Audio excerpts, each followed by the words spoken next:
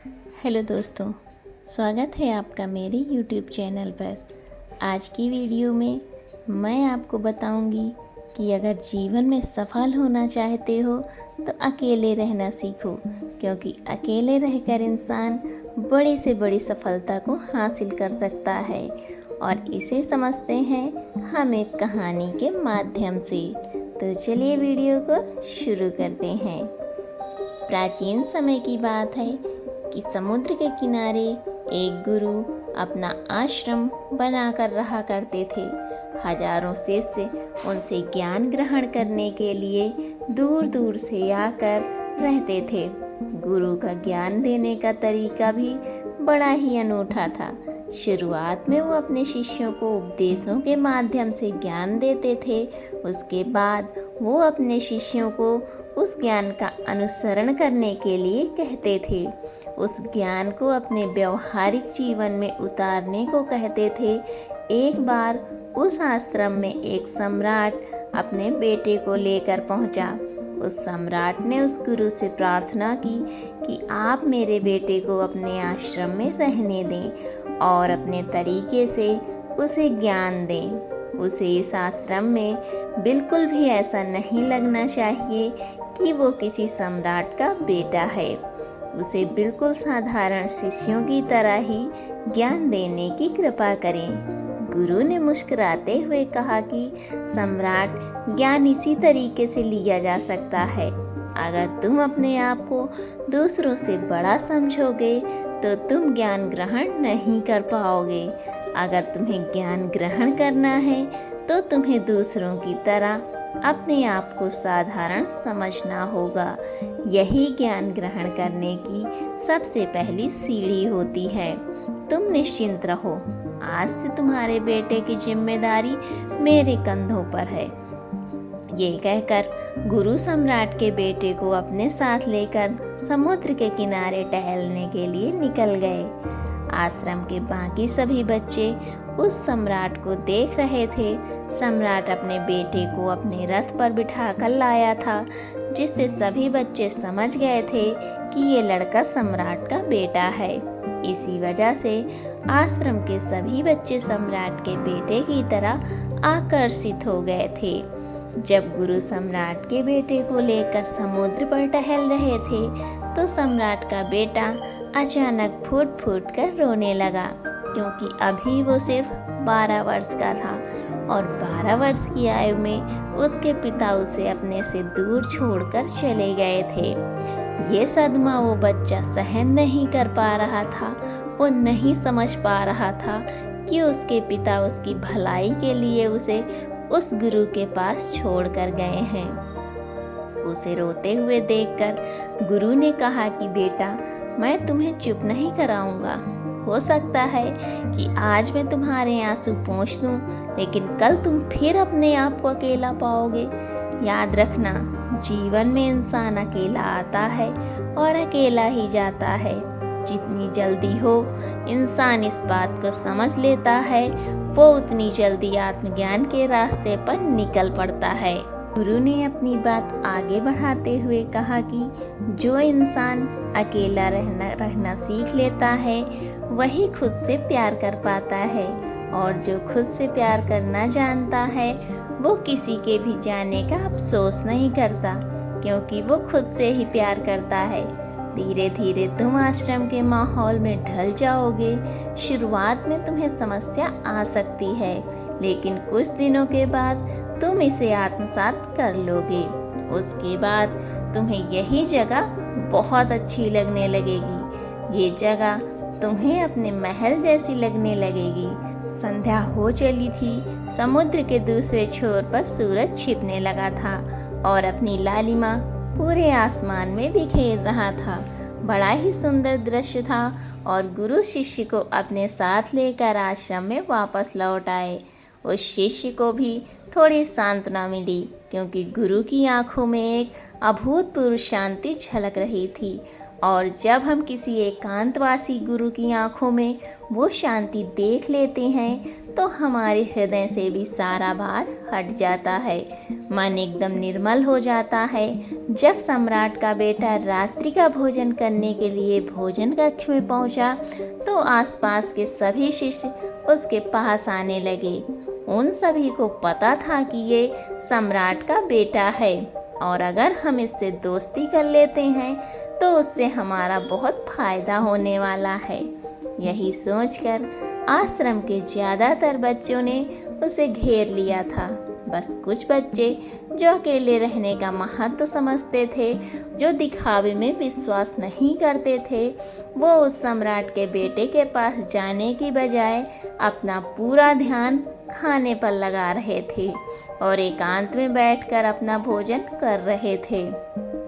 कुछ दिनों के बाद सम्राट के बेटे की आश्रम के ज़्यादातर बच्चों के साथ दोस्ती हो गई।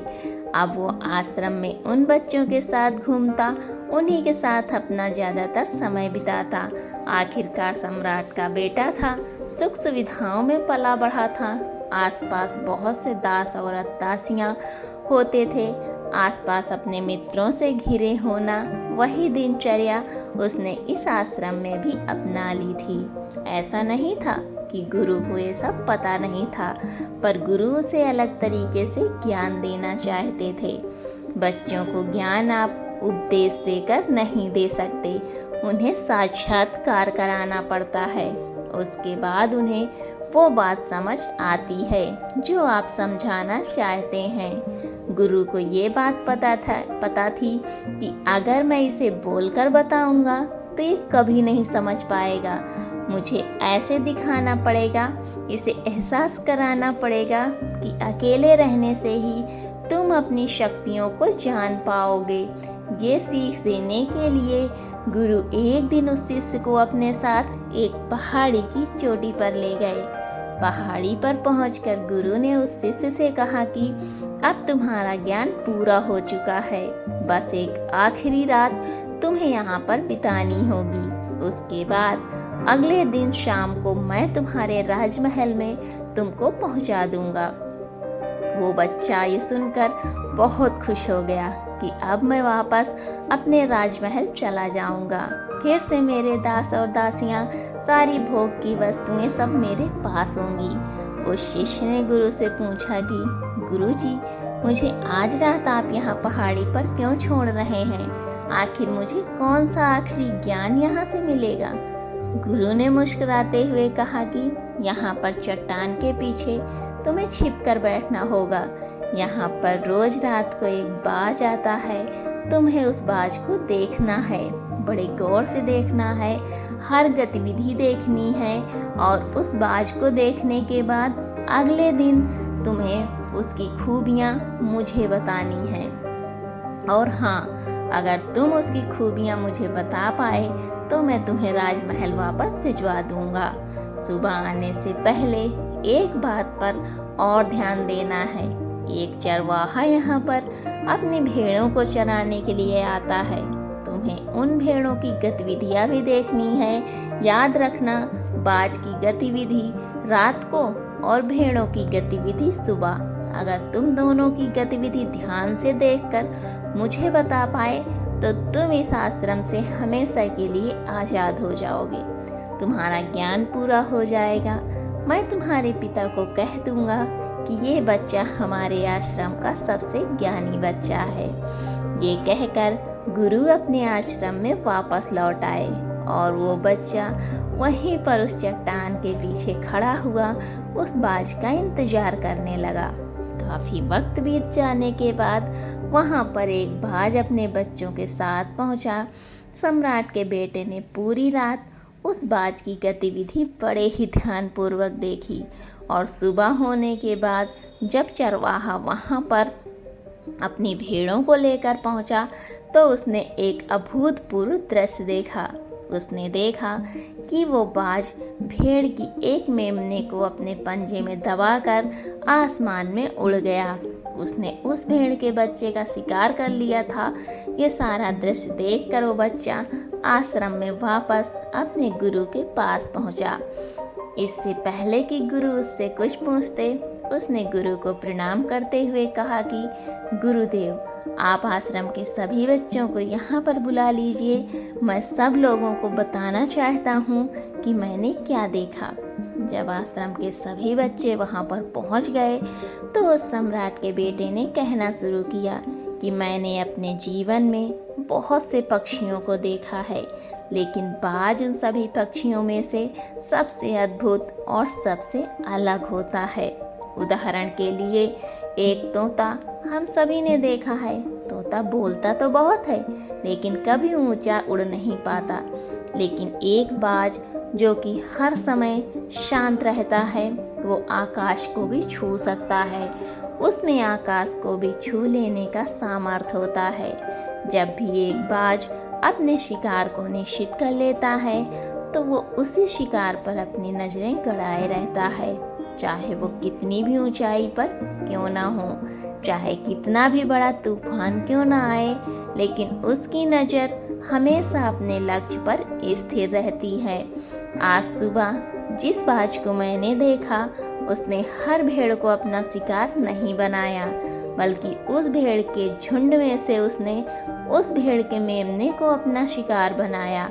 उस बाज की तरह हमें भी अपना ध्यान एक ही लक्ष्य पर स्थिर रखना चाहिए। चाहे कितनी भी अड़चनें क्यों ना आए, हमें अपना लक्ष्य स्पष्ट दिखाई देना चाहिए।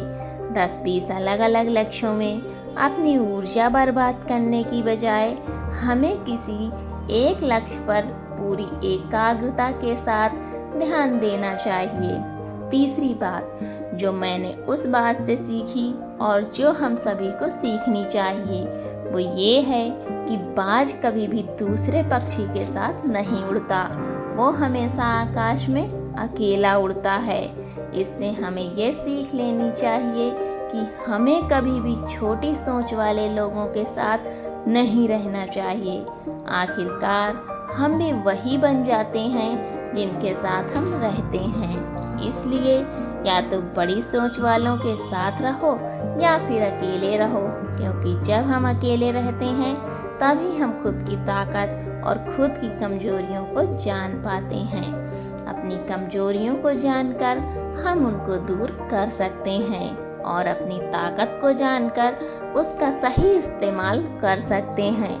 लेकिन वो तभी संभव होगा जब हम अकेले रहना सीखेंगे। चौथी सीख जो हमें एक बात से लेनी चाहिए कि एक बाज हमेशा अपनी सीमाओं से ऊपर उड़ता रहता है। जब तूफान आता है तो हर एक पक्षी अपने घोंसले की तरफ भागता है, खुद को छिपाने की जगह ढूंढता है, लेकिन बाज ऐसा कुछ भी नहीं करता। वो खुद की सीमाओं को तोड़कर बादलों से भी ऊपर उड़ने का प्रयास करता है। हवाएं उसे थपेड़े मारती हैं, पंख उसके भारी हो जाते हैं, पानी और धूल की वजह से उसे कुछ दिखाई नहीं देता, लेकिन वो फिर भी आसमान की तरफ उड़ता रहता है और अंततः बादलों से भी ऊपर निकल जाता है और वहाँ तब तक उड़ता रहता है जब तक मौसम ठीक नहीं हो जाता। अपनी सीमाओं को सिर्फ इसलिए तोड़ पाता है क्योंकि वो समस्या के आने पर उससे घबराता नहीं है, उससे डर कर बचने का प्रयास नहीं करता, बल्कि एक सकारात्मक नज़रिए के साथ उसका सामना करता है। जीवन में चाहे कितनी भी अड़चनें क्यों ना आए, हमें उन अड़चनों से लड़ना चाहिए, ना कि उनसे डर कर कहीं छुप कर बैठना चाहिए। बहादुर तो वो लोग होते हैं जो तूफानों से टकरा जाते हैं। कायर तो अपने घर में, अपने घोंसले में अपनी जगह ढूंढकर बैठ जाते हैं। पांचवी बात जो हमें एक बात से सीखनी चाहिए कि बाज कभी भी अपने घोंसले में घास के कोमल तिनके नहीं रखता। जो तिनके एक कोमल होते हैं वो उन्हें निकालकर फेंकता रहता है। उसी तरह चाहे कितनी भी आरामदायक ज़िंदगी आपको मिली हो, लेकिन उस आराम से ऊपर उठना, अपने आलस्य को तोड़कर जीवन में मेहनत करते रहना चाहिए। जीवन में पसीना बहाना चाहिए, शारीरिक मेहनत करनी चाहिए। अपने घोंसले से कोमल तिनके उठाकर फेंक दो और आज से ही अपने आलस्य को तोड़कर निकल पड़ो। हर दिन अपने आप को चुनौतियाँ दो, हर दिन मुश्किलों से लड़ो, क्योंकि वही मुश्किलें तुम्हें मजबूत बनाएंगी। जंगल के राजा शेर को भी झुंड बनाकर शिकार करते हुए देखा जा सकता है, लेकिन बाज हमेशा अकेला शिकार करता है, क्योंकि वो जानता है कि भीड़ हौसला तो देती है मगर साहस छीन लेती है। आदमी को हमेशा अकेले ही आगे बढ़ना होता है। यही कारण होता है कि वो जल, थल और नभ सभी जगहों पर अपने शिकार का परचम लहरा सकता है। बाज की उम्र लगभग 70 साल की होती है, लेकिन 40 साल में ही उसका शरीर बूढ़ा हो जाता है। नाखून उसके पैरों में धंसने लगते हैं, पंख उसके शरीर में चिपक जाते हैं, उसकी चोंच मुड़ जाती है, उसका शरीर भारी हो जाता है। ऐसी स्थिति में शिकार करना तो क्या, उड़ने की भी हालत तो नहीं रहती उसकी। ऐसे में उसके पास सिर्फ 2 विकल्प होते हैं। पहला, या तो वो खुद की इस अवस्था को स्वीकार कर ले और भूखा प्यासा मर जाए, या किसी दूसरे जानवर का शिकार बन जाए। और दूसरा विकल्प ये होता है कि वो 6 महीने एक बहुत ही दर्दनाक प्रक्रिया से गुजरे और खुद को फिर से पहले जैसा मजबूत बना ले। लेकिन बाज तो बाज है, वो दूसरा विकल्प चुनता है।